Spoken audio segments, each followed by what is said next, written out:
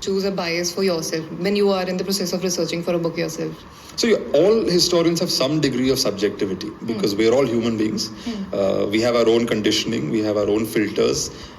Sometimes where you come from not only determines the subjects you study and the subjects that interest you, but can also determine how you approach certain things. For example, one example I often give is that throughout most of history as a discipline, it was men writing history.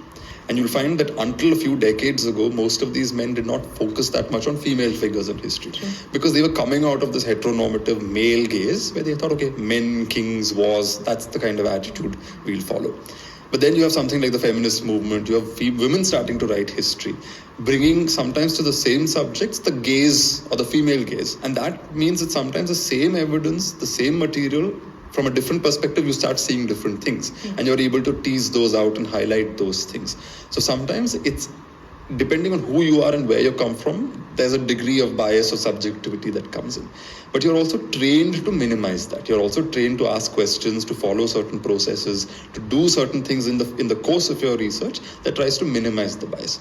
There's two types of historians. There's one who will follow the evidence to reach a conclusion, even if it's a conclusion he or she doesn't like, because you're following the evidence.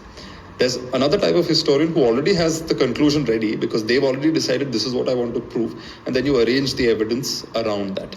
Because that's usually when you have some kind of ideological position or you want to prove a certain point. And I think the first type of historian is the better one, even though there will be limitations and flaws and all of that there as well. Fundamentally, I think it's the better approach to understanding history, where you keep your bias to the minimum and follow the evidence and the record to reach a reasonable conclusion. And